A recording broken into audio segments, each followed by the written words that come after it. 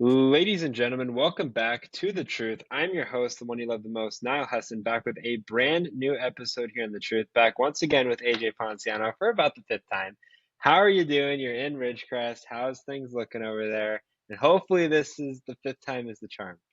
Yeah, I'm doing good. I mean, Ridgecrest is Ridgecrest. It's gonna be hot. Gonna be a little windy right now, but honestly, the wind kind of takes down the heat a little bit because it is dry heat. It doesn't really hit you, though. I mean, it's what you expect out of the middle of the desert.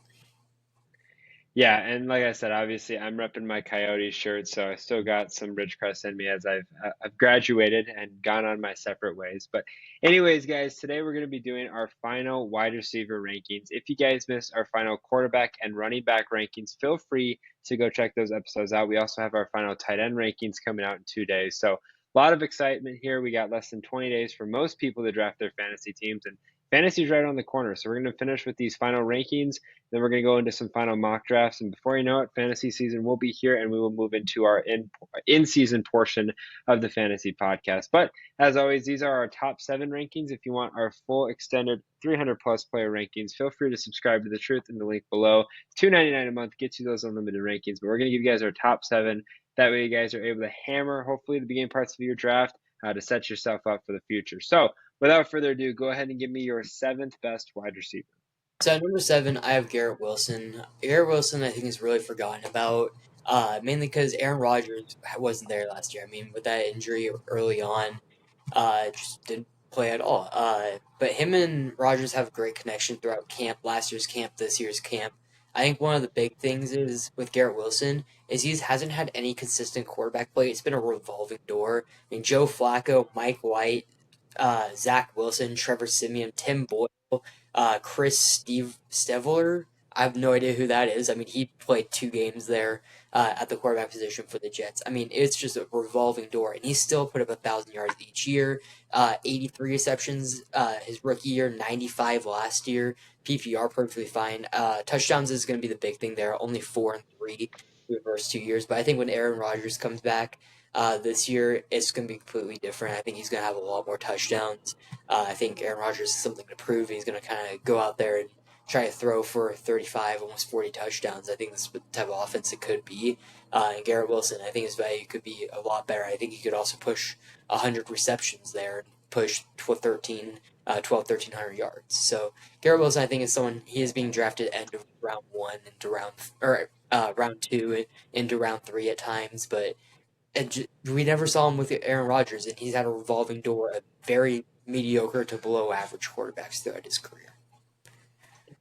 So for me, I'm going to go with Mike Evans as my number 7 wide receiver. Look, it's hard to really complain about Mike Evans because he's been in the league for 10 years, and every one of his seasons, he's gone over 1,000 receiving yards. I mean, that's pretty remarkable. And a lot of times, I think people, especially last year with Baker at the helm, were concerned that maybe he wouldn't. I mean, he's a guy that's going to consistently be on the field for you. He's not a guy that's going to get you 100 receptions, which is interesting for a guy that gets over 1,000 yards, but he gets tons of touchdowns. Last year at 13, 2 years before that had 14. He's just a really good wide receiver, and he's consistent. And I'm taking Mike Evans in a lot of drafts. He's currently going in the middle of second round, early third round. I think that's a perfect spot for him. I think his ADP is right on. If you're looking for a guy that's going to get you some consistency, it's Mike Evans. I think he proved that last year, having that first season with Baker Mayfield. And even though I think Chris Godwin's poised for a big year as well, I think there's a lot to be excited about with Mike Evans, even moving forward now with another year of Baker Mayfield at the quarterback position. And, I'm just going to keep going on Mike Evans till he doesn't perform. And even if he doesn't perform or misses his performance a little bit, he's still going to get you right under 1,000 yards, which is plenty with the touchdowns he picks up and the consistent 70 to 90 receptions per season. Okay, your number 6. At 6, I have Jamar Chase. Jamar Chase is a target monster. Over 125 targets every single year. Last year, I had 145 with 100 receptions. Been over 1,000 yards every season. 2022, he missed 5 games there. Last year, he did miss 1 game. But in a lot of those games last year, he didn't even have Joe Burrow. I mean, Joe Burrow was out for a majority of the season and still put up over 1,200 yards. Did have a career low in touchdowns at 7, but when you put up 13, 9, and then 7 touchdowns with the targets he get or targets slash receptions that he gets in his career, I mean, he's gonna get all of them. Tyler Boyd isn't there. He was that number three guy for that offense. T. Higgins, that's still up in the air. I don't know if he's going to be with the team for much longer at this point. So Jamar's going to be that number one guy, and I'm also banking on Joe Burrow being healthy. Obviously, they have that connection throughout college, and ever since Jamar's been drafted, that's been the number one guy. That's been the go-to guy. Been a Pro Bowler all 3 years, Rookie of the Year. I mean, you know what you're going to get out of him. Even when he isn't on the field, he's been productive. Like I said, in 2022, only played in 12 games, still had over 1,000 yards and 9 touchdowns. Uh, I'm again, if Joe Burrow's healthy, he's the number one guy, and I expect those targets to be right around the 150 mark, which is what we saw last year. So for me at my number six spot, I'm going to go ahead and go with Garrett Wilson. I know you touched on him a little bit at the number seven. I have him slightly higher at the number six. Look, obviously it's kind of really hard to kind of gauge where, Garrett Wilson's going to be at with Aaron Rodgers at the helm just because he didn't have Aaron Rodgers last year. He had Aaron Rodgers for 3 plays, and it's not really going to get a good sample size from 3 plays. But, all in all, Garrett Wilson, it's one of those things that was up and down. And to be quite frank, I think solely his sole fantasy production was based on garbage time receptions, maybe garbage time touchdowns here and there. And look, it gets you the fantasy points, but you just are not going to be in a lot of games with for Jets fans. It is very disappointing. For fantasy matters, it really doesn't matter. But that's where he got the most of his point value from it. 95 receptions on just over 1,000 yards and 3 touchdowns. All in all, he's looked great in his first 2 seasons. It's hard for a rookie to go out into his rookie season and get 1,000 yards. And he did that. Maybe this is another Mike Evans who's just consistently getting 1,000 yards. And I feel like the thing with Garrett Wilson, which kind of makes me put him into my top six, is the fact that he's done this with no quarterback.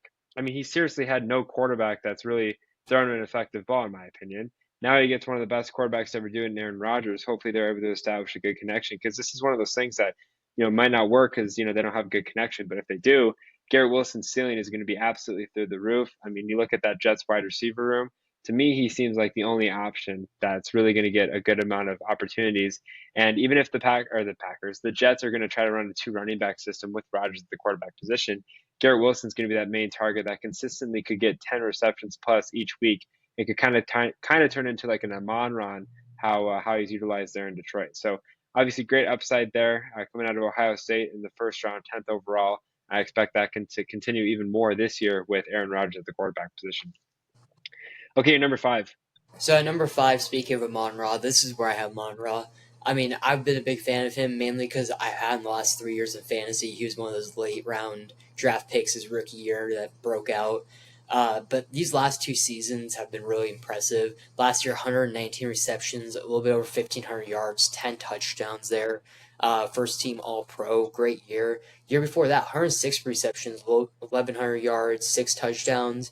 I think that Sam Laporta, he'll have a good year next year, but I think his production will go down.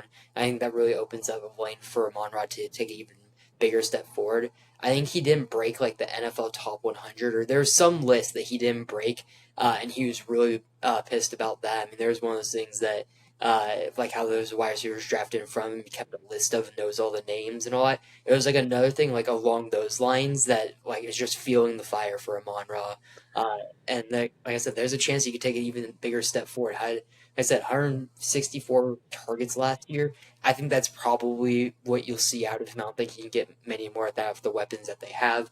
But 1,500 yards, over 100 receptions can give you 8 to 10 touchdowns. I mean, that's wide receiver one type value that you're able to get a little bit later on, or not about middle of your draft to the end of your draft with the wide receivers that are there. I don't know. Amon-Ra, I mean, he did. He also only missed 1 game last year, and last year his oblique was completely torn off the bone. I mean, he played the entire season and missed 1 game because of that, because of a short week. I think he missed like a Thursday night game after playing on Sunday. It was the 1 game that he missed all season with basically no oblique. I mean, it was completely off the bone, and he still did exactly what we saw, like I said, almost 120 receptions, 10 touchdowns, 1,500 yards. If he's fully healthy, I mean, with another step forward, who knows? This offense could be really scary, and he's the number one option on that offense. So for me, I'm going to have a little bit of a surprise here to some at the number five, and it's going to be A.J. Brown for the Eagles. Now, I do put A.J. Brown at the number five spot. I like A.J. Brown. I didn't draft him last year just because, I was just curious all in all from when he played in Tennessee to Philadelphia. But last year, I mean, he had those explosive games. In week 4 had 38.5 points, week 8 33. He was consistently over 16, and all in all was a really great receiver. The only thing that kind of was outlier for him was week 11, 1 reception, 8 yards, and week 18, 1 reception, 9 yards. So that's what really was the outlier for him. But all in all, he would have, finished as a top 3 receiver if those games are gone. I understand, like, can't pick that. And I always talk about, like, when you want a guy like, your final 2 weeks when you're in the championship, or hopefully your season's over by week 17. Kind of laid an egg for you. For whatever reason, sometimes it's injury, sometimes it's production, whatever it is. You want guys that are going to be consistent when it counts. But all in all, I thought it was a really good year for AJ Brown. I think his ADP is a little high. I think he's more of an early second round guy, just because I have some running backs and whatnot a little bit ahead of him. But he is drafted 11th overall right now in a 12-team league. End of first round, early second round. Ideally, the right fit. I'm probably grabbing him if I'm on the turn there. Like if I'm pick 11, pick 12, I would grab a guy like AJ Brown. But I think the upside's there. Obviously, next to Devontae Smith, I think they're going to really focus on passing the ball because that's an area where Jalen Hurts kind of struggled. And you bring in Saquon to help with the passing game, but also take some leeway off of Jalen Hurts and really kind of hone in on his passing. Because we obviously know what Jalen Hurts can do with his legs, and I think that's primal opportunity for AJ Brown to continue to mount those successes and move forward into that top 5 wide receiver range. Okay, number 4. I'm right there, kind of surprised. I have AJ Brown at my number 4 position, and it's just the consistency these last 2 years. Almost 1,500 yards these last 2 seasons, 11 and 7 touchdowns. I think the big thing last year is his jump in receptions. He went from 88 to 106. Clearly, the wide receiver one there. Even with Devonta Smith having a pretty decent season, I think he had a little more of a down season than I think people were expecting. And I don't care that they got Saquon; he could take receptions away their shares. I think one of the big things is this touchdown value could go way up because they don't have Kelsey anymore. They have Saquon, so Hurts isn't going to be able to just rush the ball himself as much, especially in the goal line situations like he did with like 2 yards to go or one, where when they're right on the one. I think AJ Brown, if he's able to stay consistent right here, give you 90 receptions, 1,500 yards, 10 touchdowns, he's up there. I mean, he's shown the last 2 years, even with Devonta Smith being there, who can be wide receiver one on most teams. He's proven that he's the alpha there. He's that wide receiver one. I think him and Hurts, if they're able to just stay healthy and be able to just pass the ball a little bit more now that they're able to have more options, I think it's going to be even more spread out. Saquon potentially could spread out to the slot and pull away other guys. AJ Brown could have even better season than what we've seen. Yeah, so for me at this spot, the number 4, I'm going to go with my guy in Amon-Ra St. Brown. I know you obviously talked about him a little bit earlier. He breaks the top 4 for me. I mean, it's just consistency, right? He has been in the league now for 3 seasons, going into his 4th last year. Every year, he's gotten better and better. With his reception numbers have gone up, his yards have gone up, and his touchdowns have gone up. I mean, this is, prime career for Amon-Ra St. Brown. And, you can make the argument that he could potentially be top 3. I think I'm going to have him at 4 as a safe bet, though. He's definitely a guy in the top 6 picks I'm selecting just because of the talent there. I selected him in a lot of leagues that I had last year, and it really proved to be, great. It was fun to watch him play. He was a guy, it seemed like every week, no matter what the situation or granted, it helped that they were, ahead in a lot of games, but he'd consistently get me, 8, 9, 10 receptions a game, give me anywhere from 70 to 100 yards a game, and consistently, get into the end zone every game. I mean, that's a perfect combination. You want consistency, you want guys to do at the highest level, and Amon-Ra did that. And then you talk about the injuries and stuff that Amon-Ra has gone through. And I watched that receiver documentary. I thought it was a great documentary. But just kind of seeing that, as a fantasy manager, you sit there, you're like, why are you sitting out on a Thursday night game? Like I need you, this and that. You don't really realize what these guys go through, especially at the wide receiver position, and why it's so paramount for these top receivers to get those guaranteed contracts and get that money because like just like any player in the NFL, and really any player in any professional league, you're one injury away from having a career-ending type deal. But even though Amon-Ra was banged up from periods of time, everyone's banged up, but he was able to perform consistently week in and week out.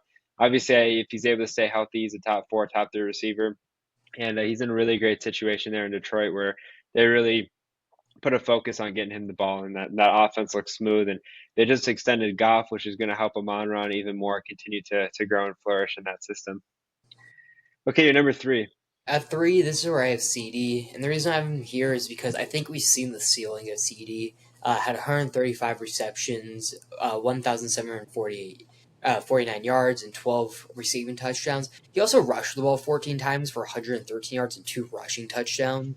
I don't really expect the rushing side from him. I mean, unless if he stays with the Cowboys, that's kind of up in there right now because Jerry Jones just came out with another questionable uh, press meeting that he said that they're perfectly fine basically without him there. They're it's okay that he's not there. Like they aren't really pressing about it that he's not there, which is kind of weird to say when your number one wide receiver is looking for a new deal. He's still under contract, but wants an extension.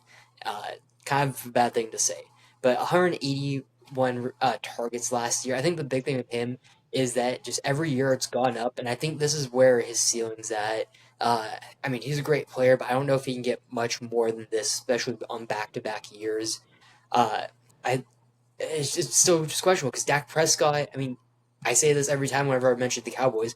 He wants to throw for 5,000 total yards, 4,000 total yards. He wants to have 30 to 40 touchdowns through the air. And CeeDee's that number one guy. I mean, he's going to be the go-to guy. We saw it last year. We saw how many targets he got. Like I said, 181. I think that outdoes Brandon Cooks by like I want to say close to like 90 targets. I mean, something along those lines. Again, CeeDee could be number one wide receiver this next coming season, or he may sit out. So it's kind of just there's a lot of question marks about him. But the talent's there. But I think we've seen the ceiling of CeeDee. It's just how many times can he repeat this throughout his career or his next couple seasons. Yeah, that's a good point. I got CD at my number three as well. I mean, consensus with contract stuff aside, I think CD's the top three wide receiver. Jerry Jones isn't helping his case whatsoever. He's a little too old school for today's day and age. But look, the same thing happened with Zeke, and right like a week before the season happened, CD got that, or sorry, Zeke got that extension. Maybe we see something similar here. You got to pay CD. I'm sorry. I know he's in a rookie deal, the final year of his rookie deal, but he's done enough to prove that he's worth the money that he's expecting or wanting for that matter.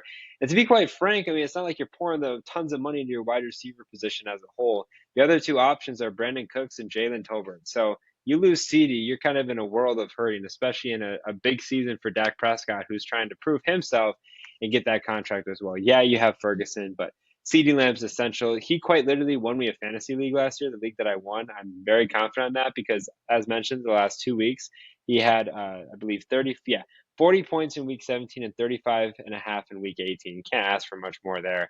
But just absolutely was torching everybody. Had 133 receptions for 1,700 yards and 12 touchdowns last year.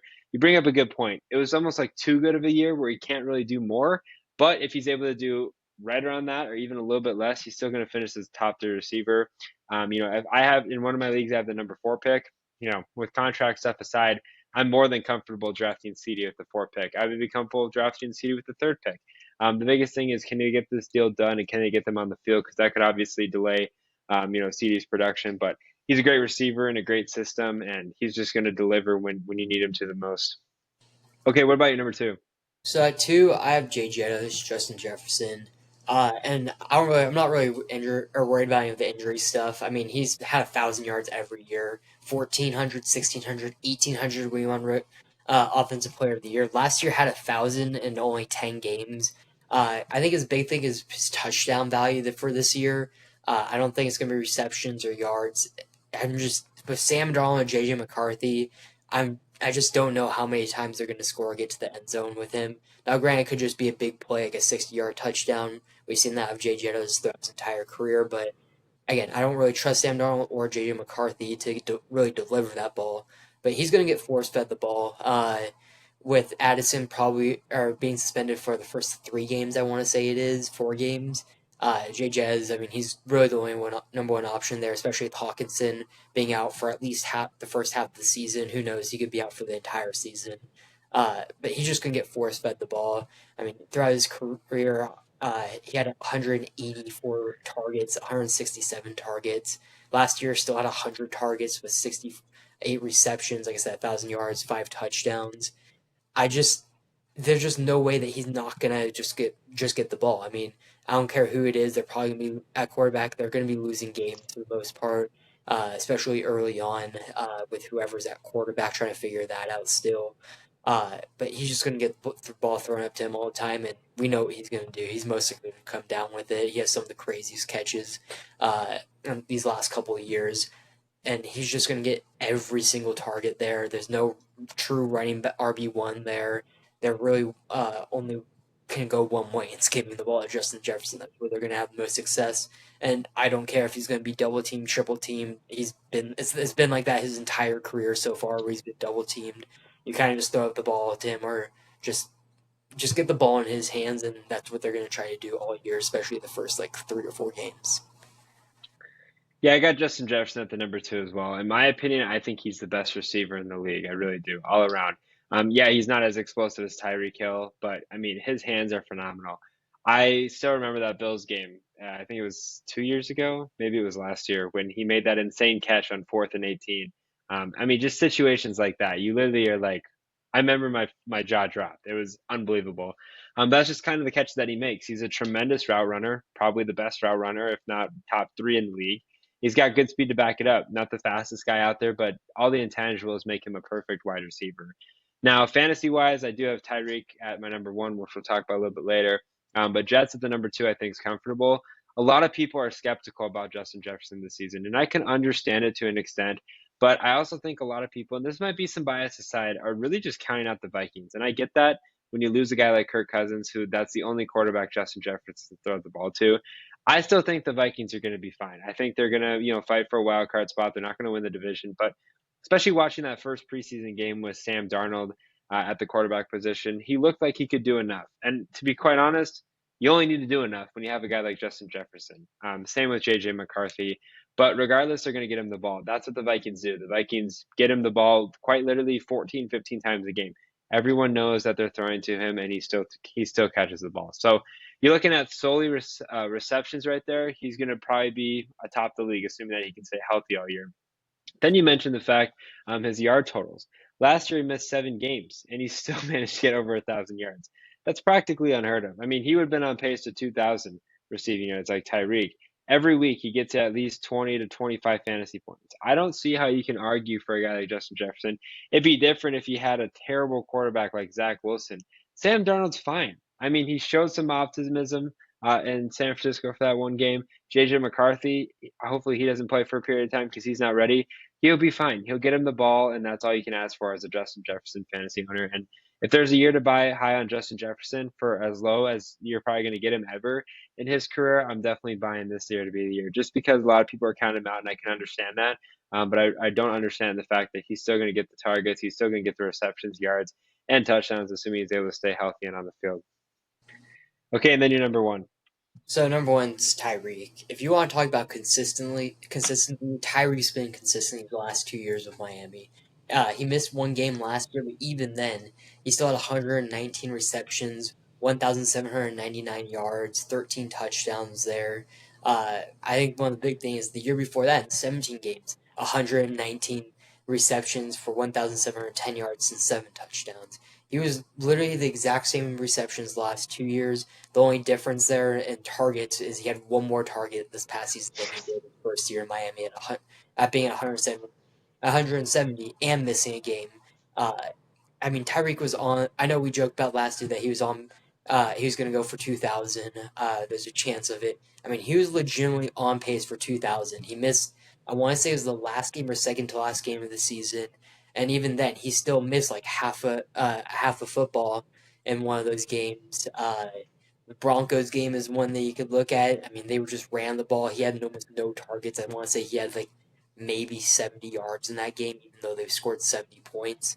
I mean, there was times where Tyreek, if a game swayed a little bit differently, he could have had another 3 or 4 receptions for another 60, 70 yards, and those add up. I mean, that entire game, that half of football, basically most of that Broncos game, in that second half, he didn't play. I don't want to say like majority of the backups were in at that point.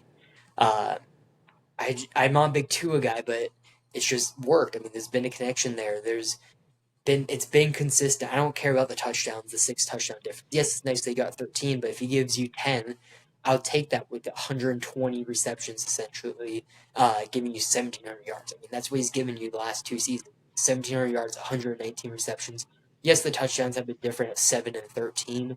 You'd like it to be close to the 13 mark, but at that point, when you get those receptions and that many yards, the touchdowns really don't matter at the end of the day. They're just kind of the cherry on top. Yeah, Tyreek's my number one wide receiver. I think he's, no, I wouldn't say he's a lot of people's number ones. I think he should be the number one, as you mentioned. He was on pace. I mean, he was just about there for the 2,000 yards. And if he didn't miss, I believe it was, yeah, one game and then like the half of another, he would have gotten it, no problem whatsoever. But Tyreek Hill is the epitome of like just getting 50 points one fantasy week because he's going to go for like five catches, like 210 yards, and like three touchdowns. Like, and it's not even going to be Tua throwing the ball 70 yards downfield. It's Tyreek's going to catch the ball on a drag 5 yards deep and run the ball with his explosive speed and get to the end zone. That's what you're going to get out of Tyreek Hill. Now you're going to get some consistency with receptions. There is going to be a flux at times. Some weeks he might have 12, some weeks he might have 3, but he's relatively going to average 20 to 30, and most of the time probably get higher than 30. It's ridiculous. Last year I think he had like 40 something in week 1 against the Chargers. So we look at a guy like Tyreek Hill. I mean, you look at peak yards, peak receptions, touchdowns. That's what you want out of the number one player in fantasy, especially in PPR leagues. And I don't see how you can go away from him. I understand he's 30, but he's still super fast. I saw something that he said he could beat Noah Lyles in a 100-meter race. I'd love to actually see that happen. But I mean, he could probably do it. He's still super fast. If people are kind of counting him out, I don't know why. Maybe because they say they passed his peak of his career, but I think he's still in the middle of his prime of his career. So I'm really excited to see what Tyreek Hill is going to do. It's going to be hard for me to draft him at the 101 just because of CMAC. But if I'm sitting at the 102 spot, I'm sitting pretty knowing that I have an absolute stud in Tyreek Hill at the best receiver available. Thank you guys for listening to another episode here on The Truth. If you guys did enjoy it, make sure you follow The Truth on Twitter at The Truth as one to stay up to date with the latest information regarding The Truth, including podcast dates, podcast uploads, and other important information you don't want to miss. Make sure you guys also follow The Truth on Instagram and TikTok at the.tt.truth as well. Are you looking to find a drink that offers peak hydration, raises your energy levels, speeds up your recovery, and keeps your mind sharp through focus and memory? Look no further than Acid Rainwater. I'm excited to partner with Bloodline Sports, AZ, and Acid Rainwater, which focuses on peak hydration and productivity, while also maintaining an ecosystem-friendly product. Use code HESSON15, that's HESSON 15 for 15% off every purchase. As mentioned, guys, if you want our full wide receiver rankings alongside our quarterback, running back, and tight end rankings, make sure you subscribe to The Truth for $2.99 a month. You'll get those unlimited rankings there. And until next time, I'm your host, the one you love the most, Nile Hesson, joined once again by AJ Ponciano. Take care and good night.